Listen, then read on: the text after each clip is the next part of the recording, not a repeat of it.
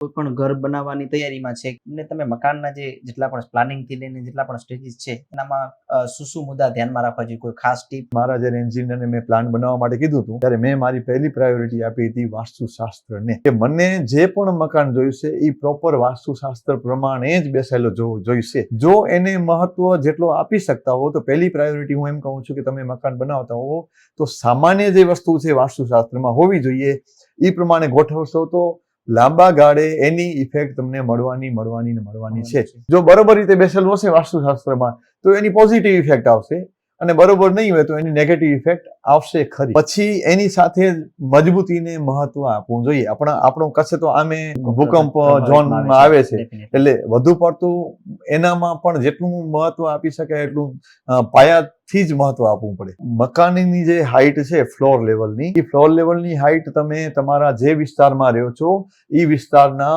વરસાદી પાણીના વહેણ કયા પ્રમાણેના છે, કેટલો પાણી ભરાવો થાય છે, કે ભવિષ્યમાં આજુબાજુના કદાચ રોડ વિસ્તાર આવતા હોય તો એ રોડ વિસ્તાર કેટલા અપ જઈ શકે છે. તો ભવિષ્યમાં તમે પછી એકવાર જો મકાનનું તમે લેવલ પકડાવી લીધી છે ફ્લોરની, પછી તમે ઉપર ક્યારે નથી કરી શકતા. તમે બીજું બધું ફેરફાર કરી શકશો, ફ્લોરને આપને લઈ શકો.